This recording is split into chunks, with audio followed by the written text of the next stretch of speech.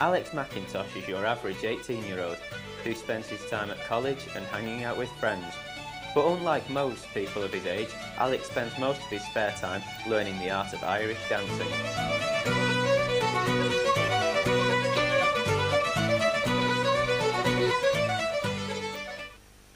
Alex, how long have you been doing Irish dancing for? And why did you decide to start in the first place? Well, I've been dancing for about 10 years now. I started when I was 8. And when Riverdance first came out, as soon as I saw it, I just wanted to try it out, and since then I've just carried on. Do you have any roots within it?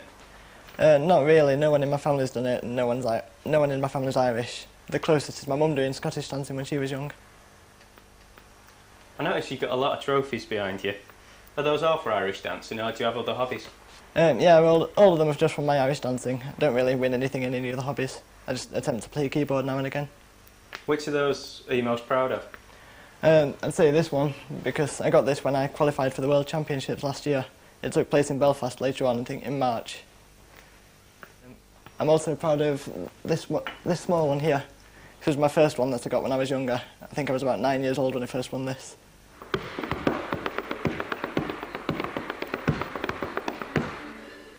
This is where I go dancing. It's not the most glamorous place ever, it's just a school hall in Sheffield.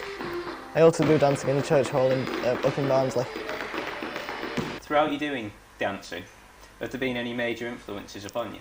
Well, yeah, mainly my teachers. Francis Casti, my main teacher, has helped me a lot throughout the years. It started me off. Then a good friend Elizabeth, she's helped me learn a lot of my steps, and she's been a brilliant teacher throughout the year as well. You mentioned Riverdance, that you saw Riverdance. Has Michael Flatley been like an influence on you? Yeah, he inspired me a lot when I was younger, and I wanted to be a lot like him when I was young. I've also thought about joining Riverdance and applying for Riverdance between college and university. Really?